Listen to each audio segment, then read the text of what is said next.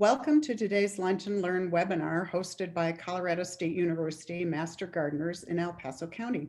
We'd like to thank the Friends of Extension for their support of our program today. They are the creators of the Colorado Springs Garden Tour. For information, you can go to their website, extensionfriends.org. CSU Extension is the, CSU Extension is the outreach arm of Colorado State University, which is your land-grant institution. In addition to providing information for home gardeners, the El Paso County office also has 4-H youth development, local foods, and food safety and preservation programs and services. Jen, this is Joan. Can you hear me?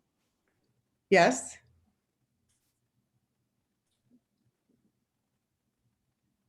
Yes? Are you hearing me?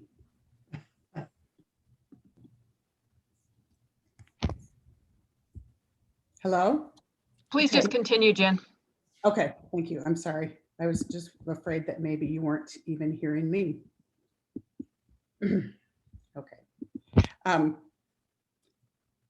You can visit us at elpaso.extension.colostate.edu. Master gardeners are ready to help you remotely with your gardening questions when you email our help desk at csumg2@elpasoco.com. We will be open in person for walk-in support beginning the last 2 Wednesdays in May and on Mondays and Wednesdays starting in June from 9 to noon at 17 North Spruce Street. We're so glad to have you join us today to learn with us and hope you will make time in your busy gardening schedule to join us for our upcoming twice monthly sessions, May 2nd on attracting pollinators to your garden and May 26th on ignition resistant landscaping. In June, we will focus first on garden insects and then answer your questions about growing vegetables. Today's topic is 2 native grasses, buffalo grass and blue grama grass, and is being presented by Steve Loy. Steve has been an active Colorado master gardener and landscape contractor in El Paso County for almost 30 years. He specializes in xeric or low water plants and landscapes. My name is Jan and I'll be advancing the PowerPoint for Steve while Joan will be monitoring the chat during the class today. We will be taking questions at intervals throughout the class. If you have a question, please type it into the chat box, which you can find by hovering your cursor over the bottom of your screen and clicking on the chat button. Towards the end of the presentation, there will be a short poll to answer. Please stick around and let us know how we are doing. You received a handout with the invitation to join this meeting. We will be recording this session and you'll receive a link to that recording in a couple of days. Now, without further ado, here is Steve. Thanks, Jan. Welcome, everybody. This is a topic that is very near and dear to my heart. I do it a lot, have been playing with it for years and years and years, and it's getting more and more popular as water becomes more of a concern.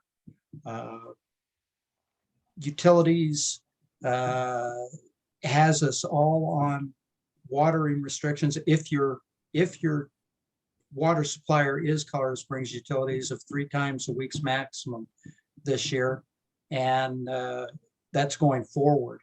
So and the cost of water is continuing to go up as the supply dwindles. At any rate, like to say a special thanks first to Catherine Moravec from Utilities, who allowed us to take her program and modify it slightly. She and I have worked together for years. And in fact, some years ago, she was the extension horde agent. Jan, that's the first ding dong to advance. I'll listen for those bells. Thank you. Okay. The outline is real simple. We're going to talk a little bit about options for the design, the characteristics of the 2 grasses, the actual process, how to make the conversion, and long-term maintenance.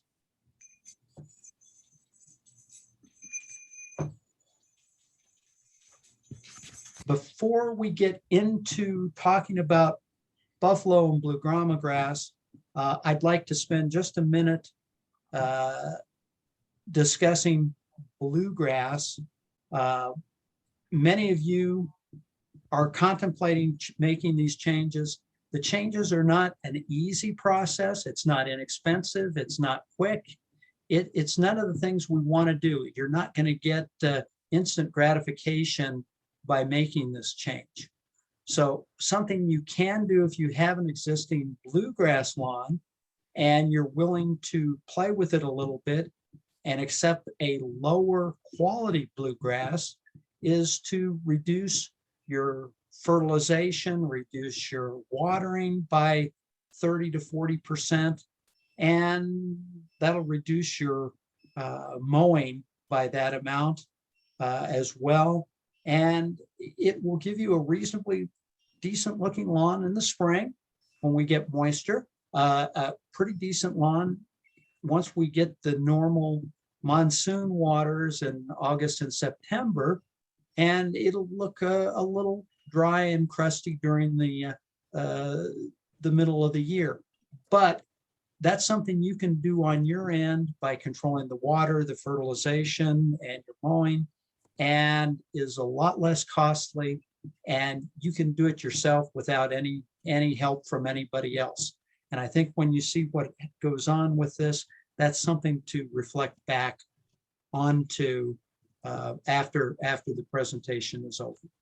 Okay, let's start talking about design options, lawn replacement, that sort of stuff.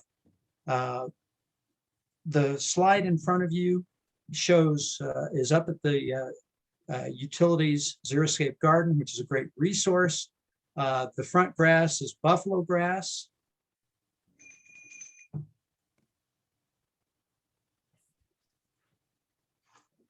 And we also have on this shot, we have blue grama grass up against Kentucky bluegrass. You can kind of see the difference. One of the design options is always to reduce the amount of turf or the amount of bluegrass that you've got.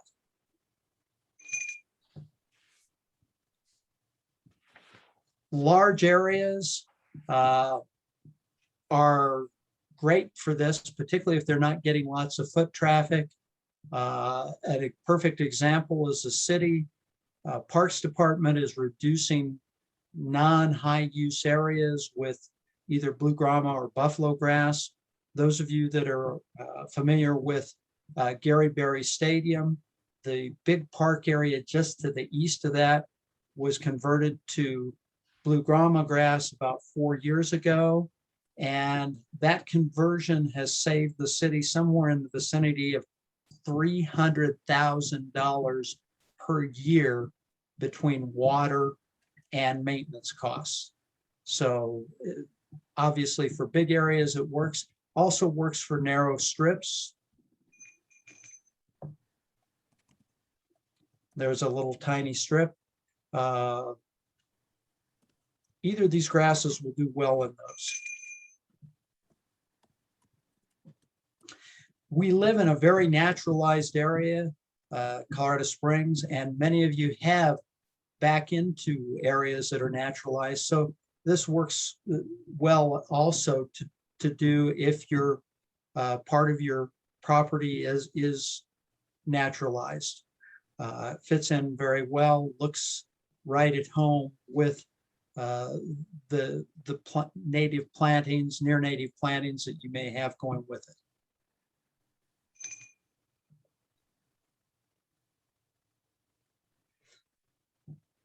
It's perfectly okay to say, gee, I want the front of my property to look just wonderful, lush and plush, and the backyard to be something different. So mixing grasses in two different areas is a great solution. If you have 5,000 square feet in your backyard and no longer have kids and pets, either of these grasses would be awesome, because probably most of the time when you're on those grasses, it's because you're mowing them as opposed to doing anything else. That being said, mixing them together, we'll get into that a little more later on, but trying to mix species in the same area, it does not work. Keep them separate.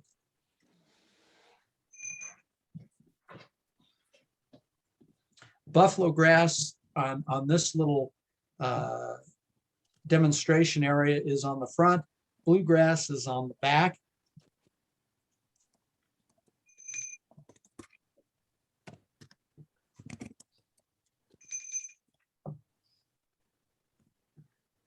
Both of the buffalo grass and blue grama grass are considered warm season grasses.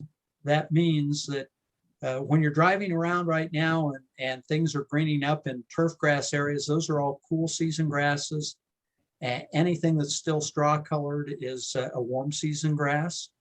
And they actually start to green up as we get into May. And then along the third week of September, by the 1st of October, they go dormant. And this picture shows that buffalo grass really well. October 7th, it's almost dormant, and the bluegrass in the back is neat and green. And oftentimes you will see bluegrass go almost decently green almost to Thanksgiving. And that's not going to be the case with these warm season grasses. Okay, any questions on the design portion? Nope, we don't have any questions yet. Great. Let's move into the characteristics of buffalo grass. Buffalo grass is a native, grows on the shortgrass prairies to the east of Colorado Springs, all the way up into Wyoming, Nebraska, South Texas, Oklahoma. It's all over the place. It grows well on clay soils and gets 3 to 6 inches high. It's a lighter green than bluegrass is.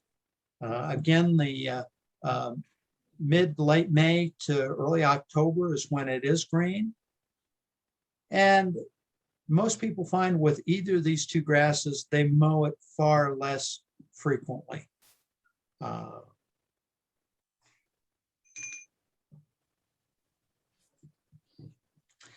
Buffalo grass is great for lawn areas. These photos really do pretty good justice to it. Again, not as green, but looks pretty darn nice. Both of these grasses, because they are grasses from the prairies, require full sunlight. If you have trees around them, these grasses will not work. They do best if they receive some kind of moisture about once a week. But that being said, the biggest problem I have with clients that have buffalo grass or blue grama is they tend to want to overwater it. For the most part, we get enough water spring and during the monsoon season going into the fall that you don't need, once it's established, don't need to do a lot of watering. Question was brought up about the seed heads. Will they hurt the dogs? I've never had that as an issue. I would not say if your dog eats grass and eats some seed heads, that might not become a problem for digestion. Grass is always an issue with dogs.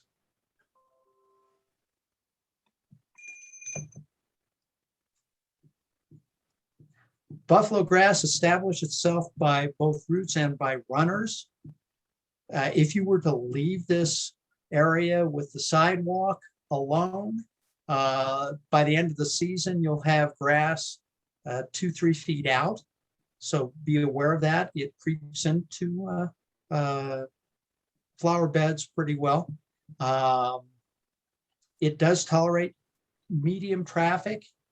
I would not say if you've got small kids or a dog that paces, runs around the edges of the property and creates pathways in bluegrass, you're not going to be happy with either of these grasses for that sort of thing. Buffalo grass establishes up to 6,000 feet. 6,800 feet is really pushing it. You've got to have a real microclimate to get it to take there. Southwest face. I say much over 6,000 feet will be a challenge for it. Steve, I have a couple questions about buffalo grass. Okay. How high should the grass be after you mow it? So what We'll height? talk about that in the maintenance section. Okay, can you mix white clover with either of these grasses? Oh, I would not. White clover is, again, a cool season. It's great for setting nitrogen. My thought would be that's going to cause a mess. You're not going to be happy with what you get. You're going to Okay. have the clover green from as soon as it greens up all the way into fall, and a perfect place to go if you want to see an example of what not to do is the old MCI building on West Garden of the Gods, where it tees into 30th Street. Extension was called in to help them 20 some years ago because they were having problems with their bluegrass, not doing well with the slope and the south face. We suggested buffalo, blue grama, or mixture of the two.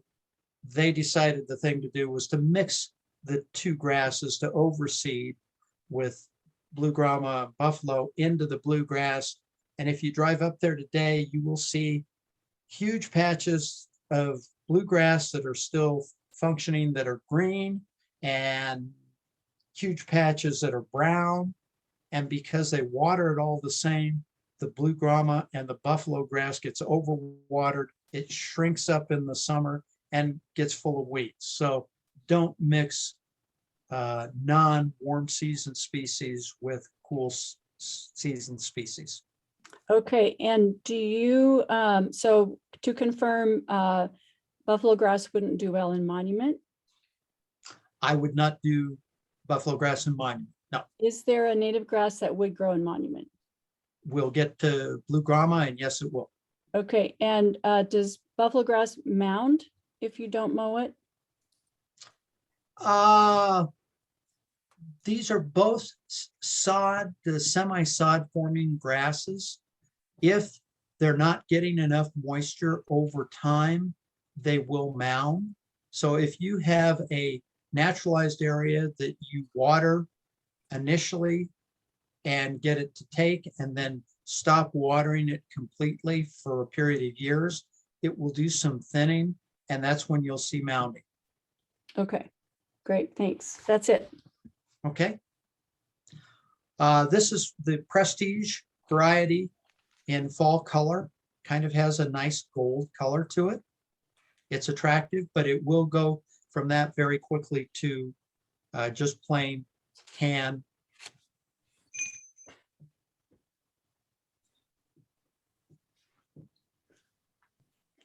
Okay, are there any more questions about buffalo before we go on to blue grama? I don't see any in the chat. Super. Jan, just pop it up to. Okay, blue grama is the other dominant grass in the short grass prairie. So again, it's a native. Almost all the native areas you walk through around Colorado Springs and El Paso County will either have one or both of these. It grows on a variety of soils, including sand. So it is really important before you get started on this process that you know what your soil is like. If you have sandy soil, you cannot use buffalo grass. Blue grama, on the other hand, will tolerate sandy soils very well. And it gets 6 to 18 inches high. It gets taller.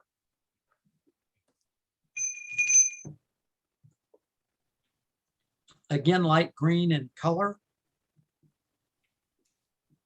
We've got a question on how soil sample testing works. Are you talking about through the extension office, Jeff? Okay, Joan can just You- put that stuff, that information in the chat box. I don't Great. think you need to take the time to do that. perfect. Blue grama is best suited for lower traffic areas. It is they call it a semi-sod forming. If you get a good stand of blue grama grass, it really knits tightly and does form a sod. But once again, if you stop watering completely, it more so than the buffalo grass even does tend to do the mounding. Great for low traffic areas, will not tolerate a soccer team and lots of dogs. That being said, those of you that have gone up to football games up at the Air Force Academy, most of their parking areas that you pull on that are grass, that's blue grama grass. So that answers the question about will it do well at Monument? Yes, it does well up to about 7,500 feet. And it's great for large areas.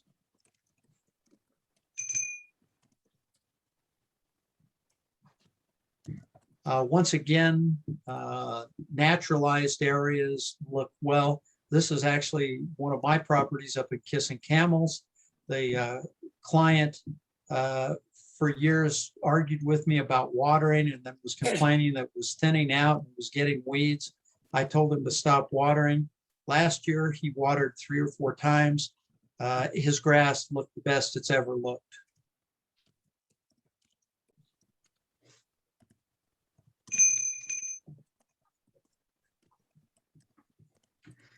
Again, the watering, if Mother Nature provides water, you don't water.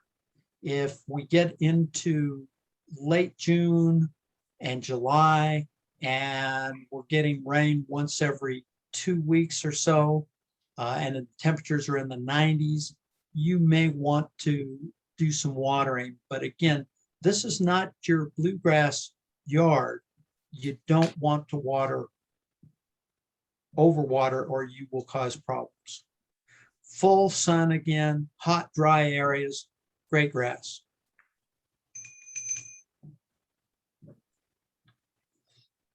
This puts out the seed heads late in the season.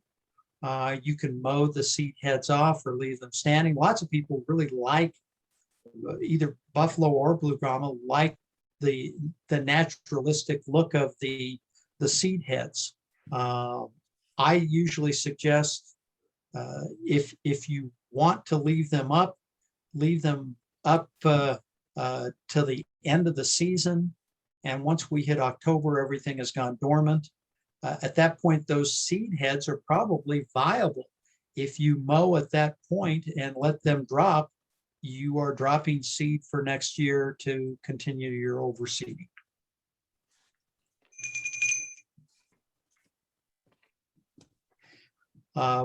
Beautiful blonde color in the wintertime.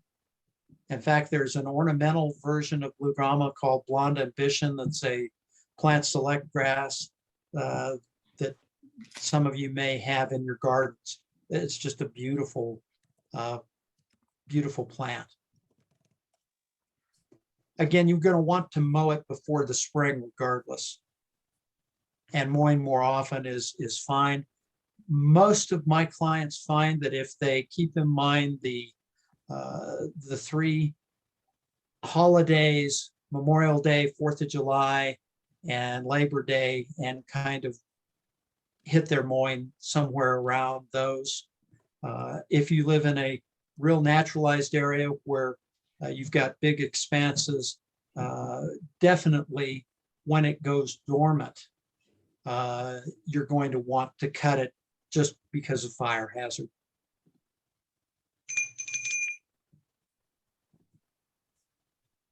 Okay, any questions on blue grama? None on the chat. Cool. Let's move on to conversion. This is where the process starts to become time consuming and labor intensive. we're about 2 or 3 weeks out. Okay, from being able to start the process on this. Best time for seeding and installing plugs is about the middle of June through the middle of August.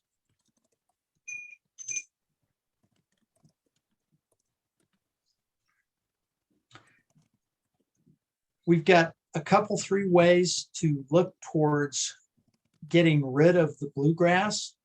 Had a question pop up a minute ago, somebody wanting something for dogs. Bluegrass is the best grass for dogs and kids. Nothing else is as resilient as that. Second would be tall fescue. But these grasses we're talking about today are not suitable for those. Okay, back to this.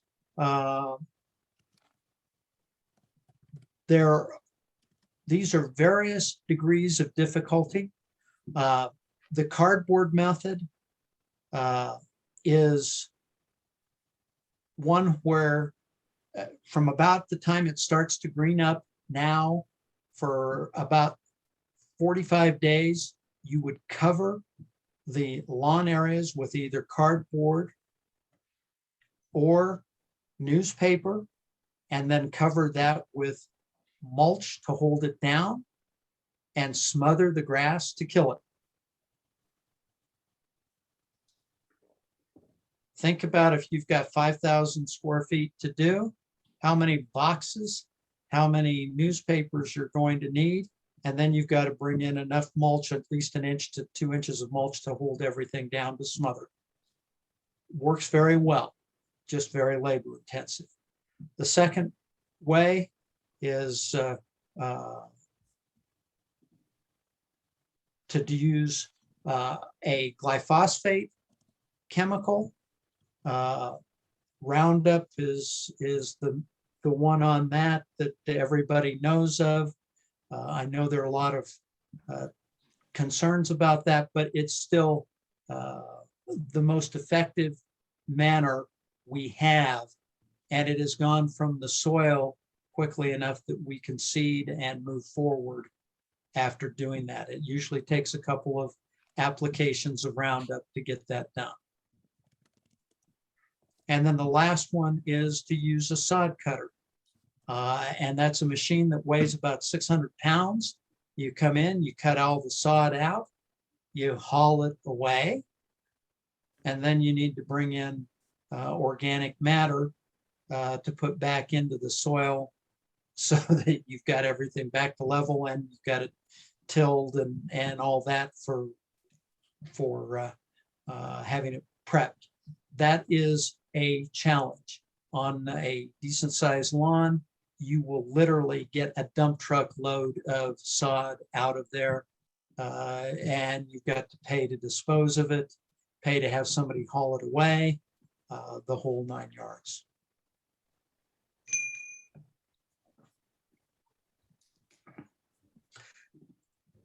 Soil preparation is to relieve the compaction.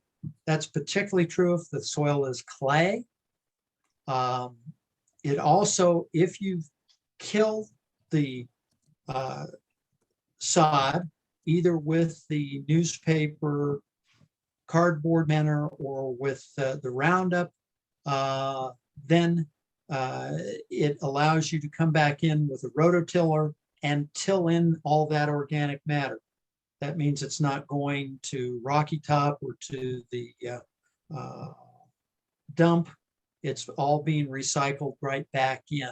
And literally, when we do it on a, say, 3,000 square feet, I might end up with a couple of wheelbarrows of clumps that my rototiller can't dispose of.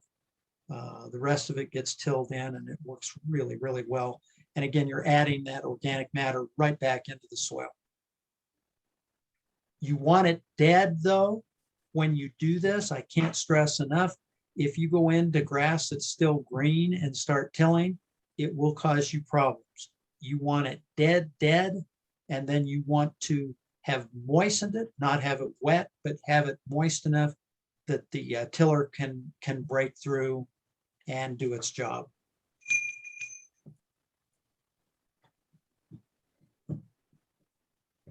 Planting. Buffalo grass in general is available by plugs, by sod, and by seed. And everybody always says, oh, sod, that's wonderful. That's what I want to do because that'll be the easiest. Well, the sod farms around here experimented with that in the 80s and 90s. And the sod has to be hauled from either Nebraska or Oklahoma, which is extremely expensive to begin with. But more importantly, the sod farms found that when they installed sod for people, they had upwards of a 90% mortality rate on the sod that was installed. So that being said, there basically is no sense in going to the cost of bringing in 10 pallets of sod and trying to install it. Again, it's available by plugs and it's available by seed. Blue Grama is only available by seed.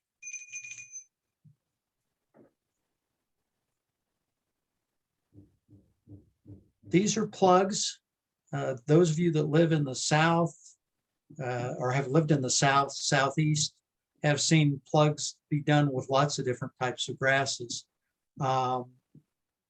The trays you're seeing are trays of plugs. They're put in about 12 to 18 inches apart. Where to order? Todd Valley Farms in Nebraska and High Country Gardens in New Mexico. And you can Google both of those. Based on my research, you're looking at probably $60 per tray, thereabouts anyway. So it's not inexpensive to do. And again, that was Todd Valley Farm in Nebraska and High Country Garden in New Mexico. Legacy and Prestige are both good varieties. Another one is Sundancer. Prestige is a female variety that does not have seed heads. So if you want to have buffalo grass without the seed heads because of your dog, that's a great way to go.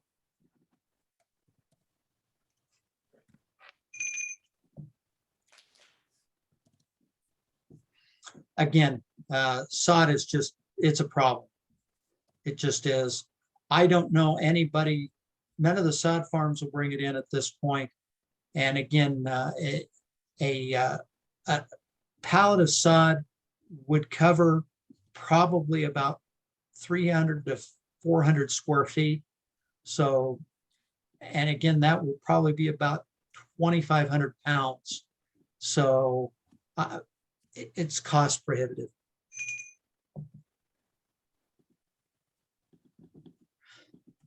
When you look at seed for your buffalo grass, you want to make sure you're using the varieties I've mentioned up to this point. Sundancer, Legacy, and Prestige. Those are turf cultivars. There are lots of range cultivars out there that will look beautiful if you're doing acreage, but if you're doing a lawn, that's not what you're after. On the Blue Grama side, you're going to do Hachita. That's the cultivar. And seed is real interesting. If you're using buffalo grass seed, it's usually kind of chunky, fairly good size. It has a green coloring on it, and it will go through a spreader very well. And you can walk back and forth. You can see it as it falls, and you seed it, you roll it, and you cover it up with a light coating of compost, humus, peat moss, that sort of thing. The blue grama seed is light and fluffy.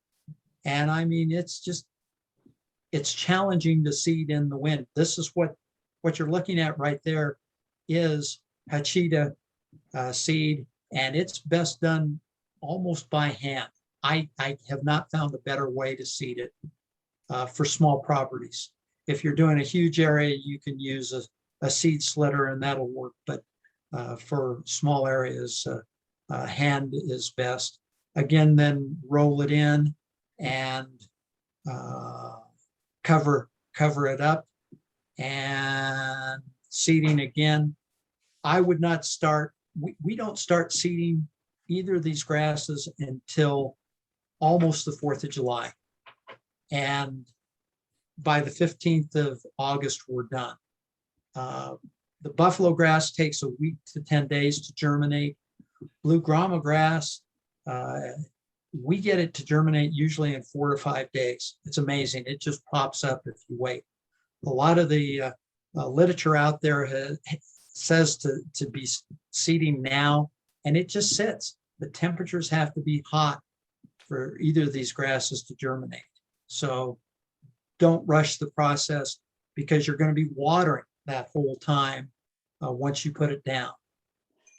Steve, could you pause for a minute here and Sure. advance back, Jan? I don't see the varieties in your handout that you mentioned. So for buffalo grass here, it says Legacy and Prestige. Maybe people want to write that. Yeah, Legacy and Prestige, they're not in mine. I'm sorry. And the other one is Sundancer. And Sundancer was buffalo. Buffalo, yes. And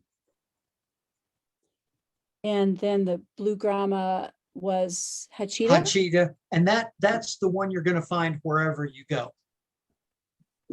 Okay, so if people don't get that written down, I'll put that in the chat. And after you're done with weed control, there are a few questions. Great. Okay.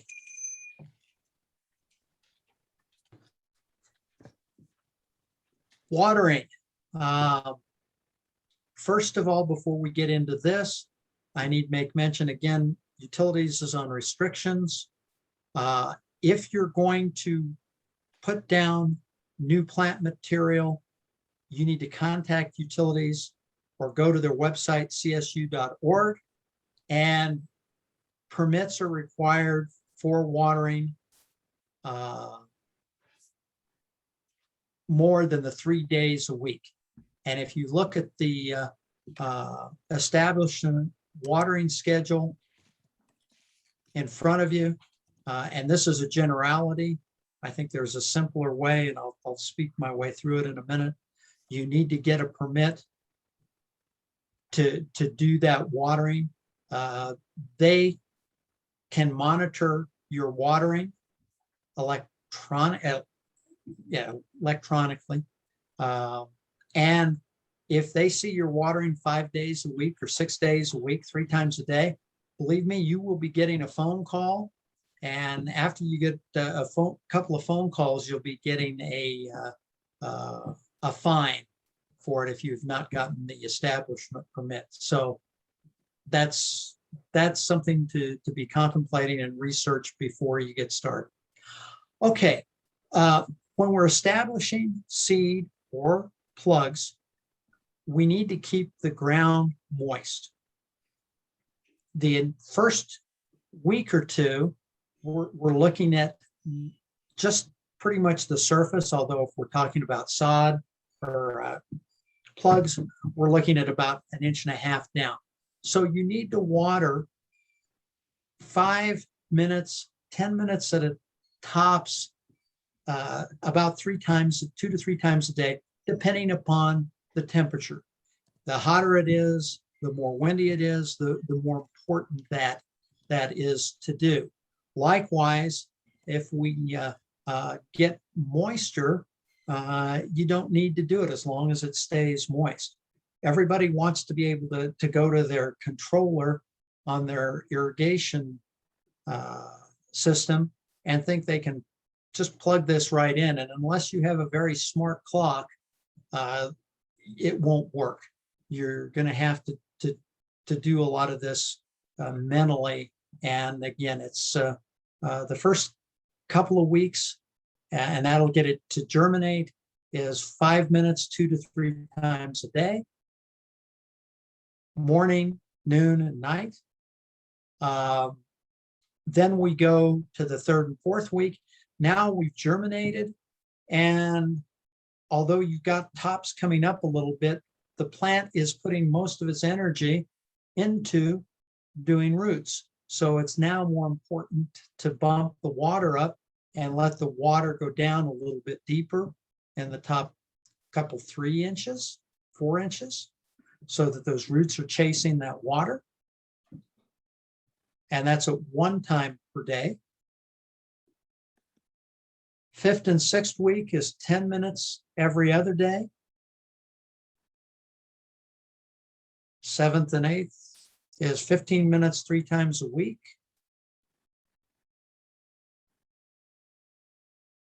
And on down the way. Most of the time, again, I find people wanting to overwater, and it just does not work with these 2 grasses. That being said, you can't not water at all and expect to get anything. I think the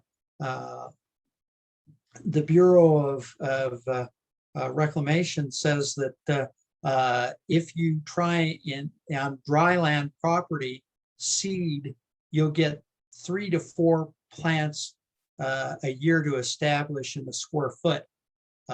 You're hoping, and I'm hoping when you do this, you get like an 80 to 90% coverage your first year, which is a reasonable expectation. 4 plants per square foot on 3,000 square feet, you won't even see it. Year 2 and beyond, though, again, is water as needed. If in the springtime we're getting moisture, don't even think about it. The grass will tell you when it starts to look a little crisp that it's time for watering. That's the time to do it. Neither of these grasses, if you're overwatering them, they tend to thin out. And that's also when you get weeds. And that's something we'll talk about, a real problem, real challenge it is in the maintenance area. But again, this gives you a good guideline. The best, though, is your head. Just remember, you're trying to get those roots to go down. So every couple of weeks, you change it and water a little less frequently and deeper.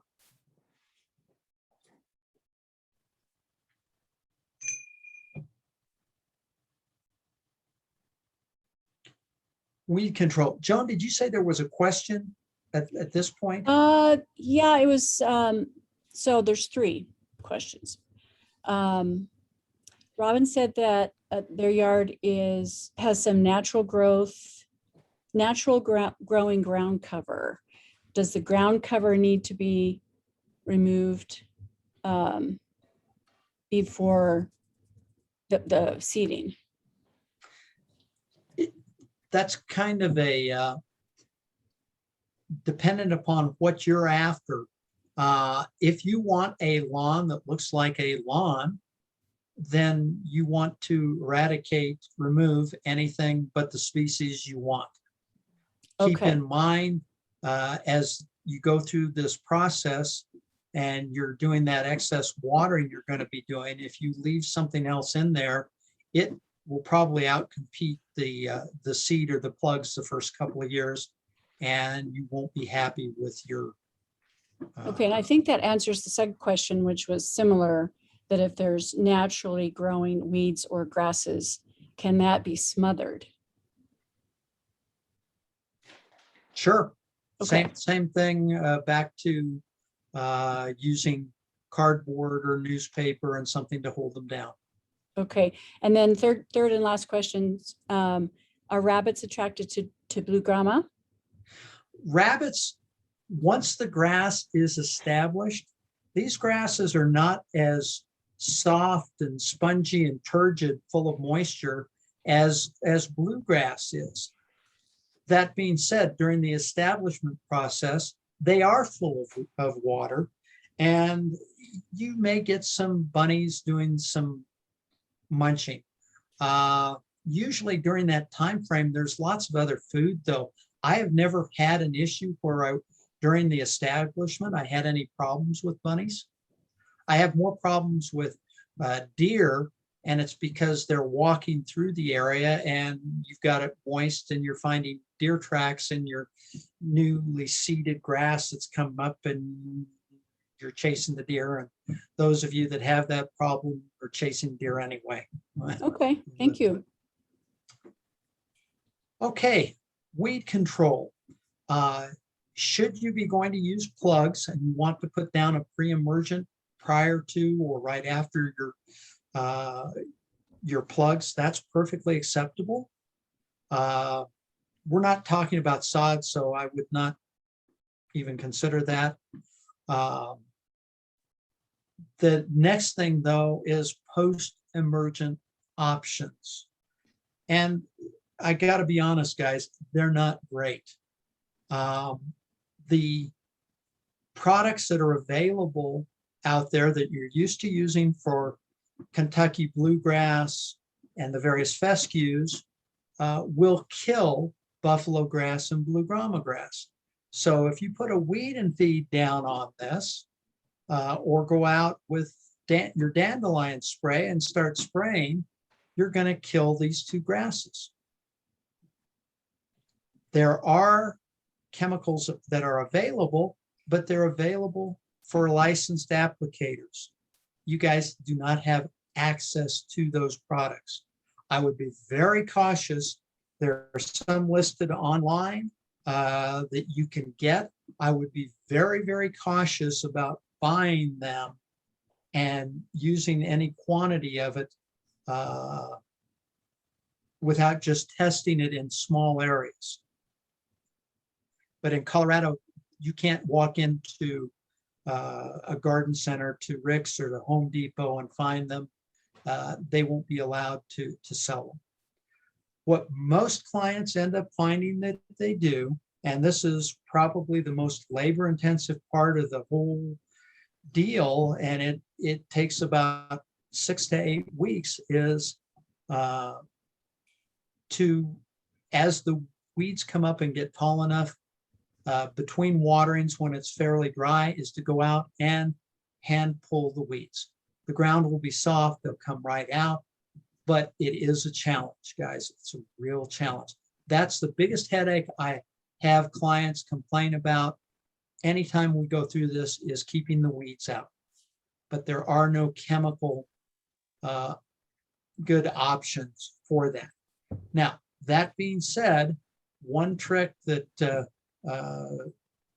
growers use elsewhere, and Tony Koski, the CSU turf specialist, has used, and I started seeing it used 30 years ago, and it works very well, is this time of year before your buffalo blue grama greens up, if you want to go out and use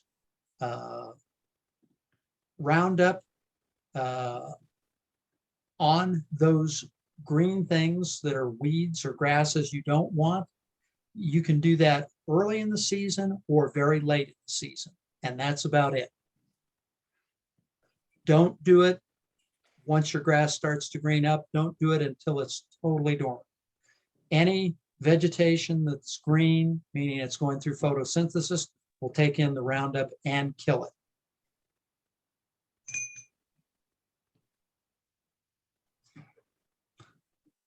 Any other questions on that? If not, we'll jump into maintenance. Yep, no questions.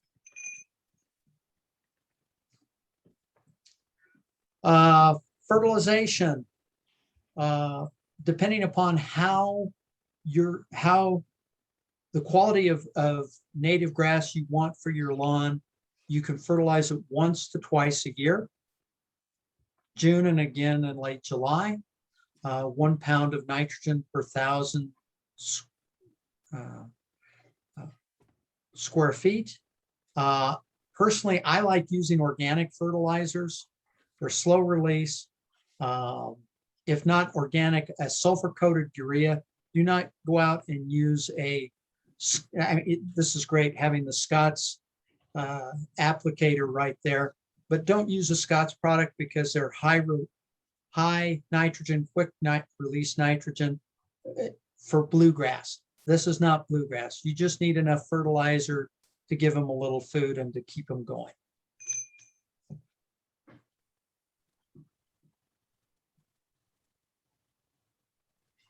Once the grass greens up in May, again, my rule of thumb is if it doesn't rain in 10 days to 12 days and the grass is starting to tell you it needs water, that's the time to water. I would not have my Buffalo Blue Grama set on a controller for regular watering from year 2 on. And no winter watering is needed for either of these.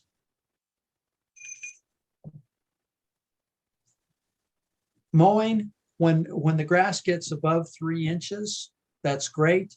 Cut it as high as you possibly can. It stresses the grass tremendously to cut it short and you're not watering it. Mowing grass causes the plant to be uncomfortable. To get back to its comfort zone, it has to pull moisture and carbohydrates to grow again, to get back up to that comfort zone. The comfort zone at 4, 5, 6 inches allows it to shade itself and protect itself from the sun, so it needs less water. Again, I like the Memorial Day, 4th of July, and Labor Day for mowing. And again, if you water them too much or mow them too much, they tend to get too many weeds. So let things be more naturalized. Hey, we're getting close to the end. What questions do we still have? Let's see. Robin asks, any guidance on putting seed straight on dirt and keeping birds off of the seed? Good question. Well, that's a pretty simple one. What you're going to do is put it directly on the ground. I use a roller to roll it into that soil. And then I put about 1/4 of an inch to at most less than 1/2 an inch of organic matter on top of that. So compost, peat moss, finely chopped peat moss. I love the humus I get down at Rocky Top. Nobody else sells it like that, which is not as broken down as compost is, but has some bigger chunks to it. But you go out and hand cast it and just slightly cover that seed. And it's amazing. You don't have problems with birds on that. I never had. Okay. And can you define or tell us about fuzzy grama? Have you heard of fuzzy grama? It's grown much lower. And can you get seeds for that? I'm not familiar with it. Okay. And can you define naturalized lawn? Naturalized lawn is a lower maintenance lawn, and it can be done with most any grass, but you're not expecting it to look like a typical bluegrass lawn. You're going to let it get taller. It's going to look shaggier. It's going to have imperfections. If you're looking for a really nice bluegrass lawn, that's not naturalized. Walk out into Palmer Park or into the Garden of the Gods and take a look at the grasses there as they come up. That's much more naturalized. That's what we're talking about with a naturalized look. Okay. Let's see. The purchase of Hachita Blue Grama, okay, is was that the Todd Valley and the High Country? No, Hachita is seed and it's available from a number of resources in Colorado Springs. Both of these seeds sell for upwards to about $20 a pound. If you're used to buying bluegrass at $5 a pound, it's a little bit of a shock. Okay. So just call the garden centers in town Absolutely. Absolutely. for Hachita.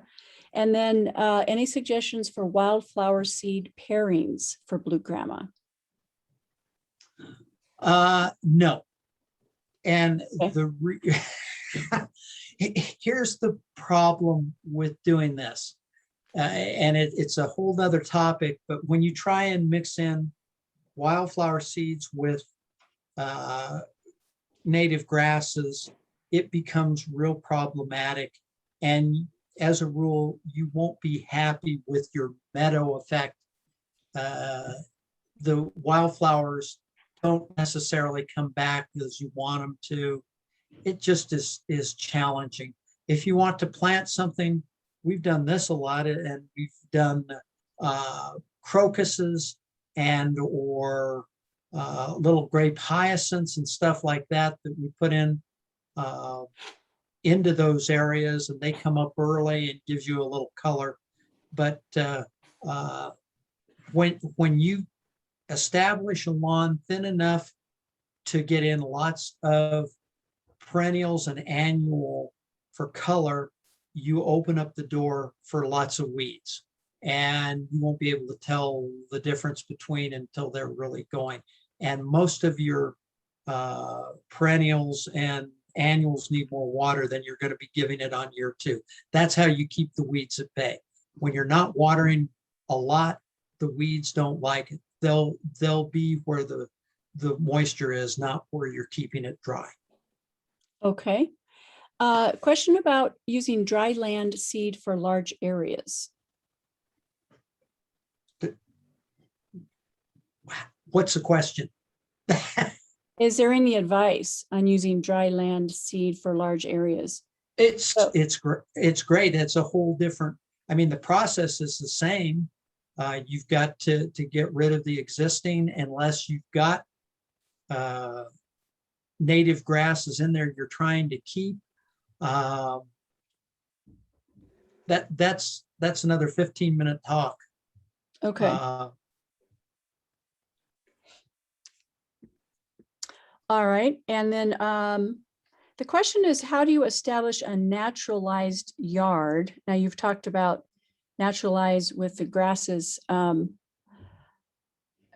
don't know if that means beyond grasses. Is there naturalization that can happen beyond the grasses? The class is basically on grasses. Okay. Yeah.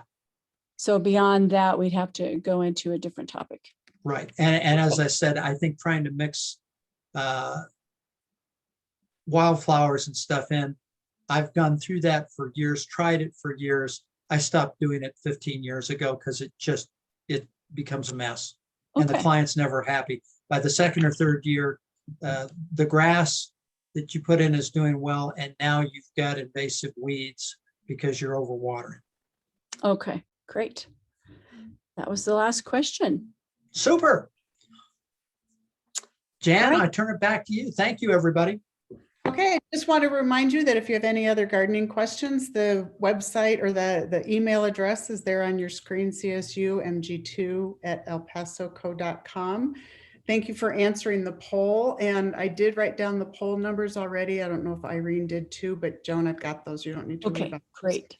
Great. And thank you so much for coming. We hope that you'll be back when we talk about pollinators. I had to remember pollinators in May next 12th. week.